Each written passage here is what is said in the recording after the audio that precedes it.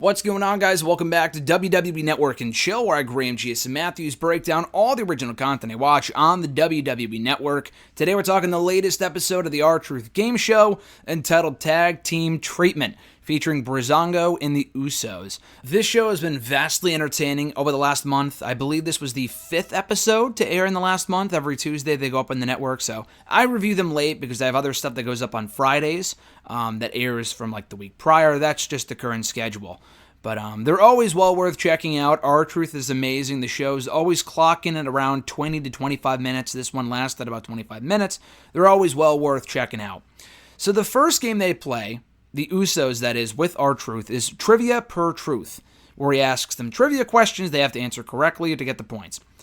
And this was amazing. So of all the questions they asked about, I honestly don't remember a lot of them. One of the first questions, though, that Truth asked the Usos was, who was the first man to pin Roman Reigns in WWE? And they got it right off the bat. They got the question right.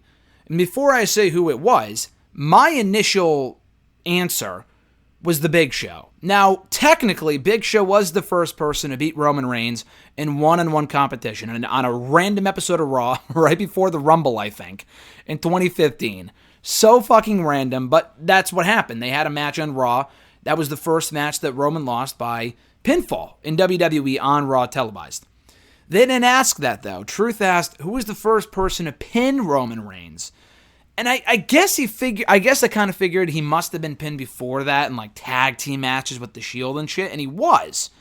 But I would have guessed like Daniel Bryan. The answer was actually Jey Uso, which is why they got the answer right, because they already remembered it, because it was one of them.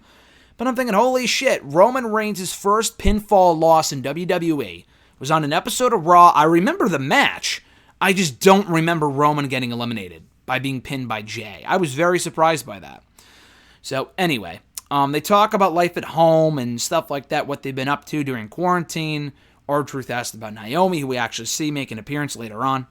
And then they play Twin Peaks.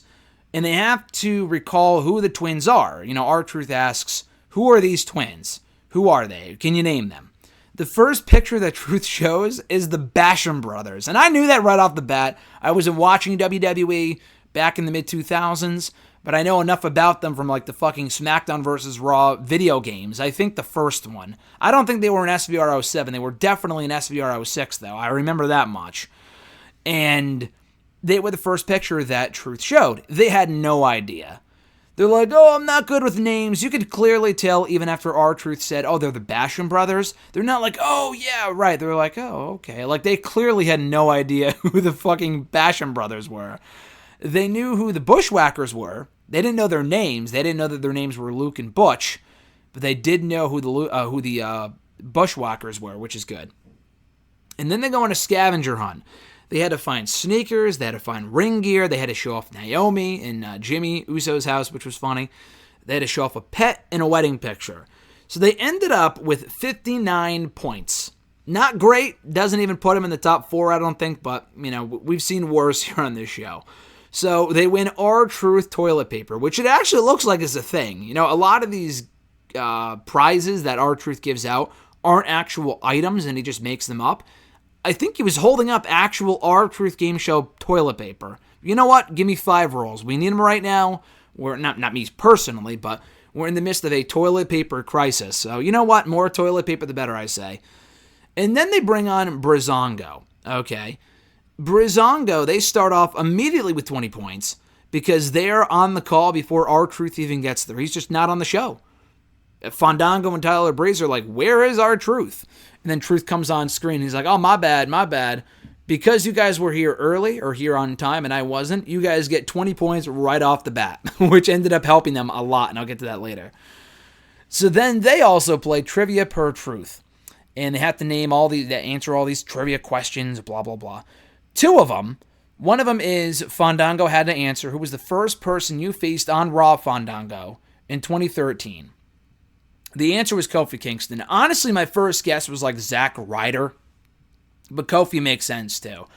I don't know if that was when he attempted to make his in-ring debut and then he didn't, or if it was in it after WrestleMania, after he already beat Chris Jericho, or both. But the answer was Kofi Kingston. He got that right. The other question was, can you name all of Tyler Breeze's names that he's had in WWE? Obviously, Tyler Breeze was one. Mike Dalton. The third one I don't remember. The fourth one was his real name. And then Tyler Breeze was like, I never went under my real name. Why is that an answer? They got it right anyway. They got a lot of answers right here on this show. Breezango knows each other very, very well. So then they discuss what they've been up to during quarantine and whatnot. Then they play Gimmick Infringement, where one of them has to, like charades, where they have to play out a gimmick or whatever, and the other one has to guess what it is. So they do Tyler Breeze's entrance, they do the Brooklyn Brawler, they do Val Venus, they do an Ultimate Warrior one where Tyler Breeze runs around his goddamn house for like a full minute or two. Fandango's dying. R-Truth is dying of laughter. It's just amazing. And obviously you could tell Fandango knew right off the bat that it was Ultimate Warrior, but he wanted him to go longer because he wanted him to continue doing it. Like he was running all around his house, pretending to shake ring ropes. The dogs were chasing him. It was just great shit. So then Fandango actually reveals that he's been building a house downtown. Tyler's not into that type of thing, but you know, like they would do construction work or gimmicks on NXT as Breezango recently when they do their entrance. He actually builds shit for like a living, I guess. When he's not doing the whole WWE wrestling thing, he's helping build stuff, which is pretty cool. I didn't know that. And then R-Truth asked Tyler, "Can you recall when we first met?" And apparently it was at like a golf game or something on the golf court, and they told a whole story about that, which was funny. And then they also play Scavenger Hunt, and they have to show off merchandise from Southpaw Regional Wrestling, Breezango merchandise, a police hat, reflector sunglasses that like policemen wear. They have to show off their abs. They have to show off their pets, which was funny. So they end up with 83 points. That early 20, like I mentioned earlier, did them a heap of good because they ended up winning the whole thing with 83 points. They're now in first, above Carmella at second with 78, Natalya in third with 65, and Alexa Bliss in fourth with 63. So they ended up winning R-Truth Game Show Rompers, which was great, because he asked them if they had rompers during the scavenger hunt. They said no. I guess is that like still a thing? I know guys were wearing rompers for a while. I think it was called like, what was it? What were they called? Mompers or something? I don't know. There was like a guy name for them. They don't own them, thankfully. I just don't agree with that personally as a fashion choice. But they end up with the game. They end this game with 83 points. They're the new team to beat on this show.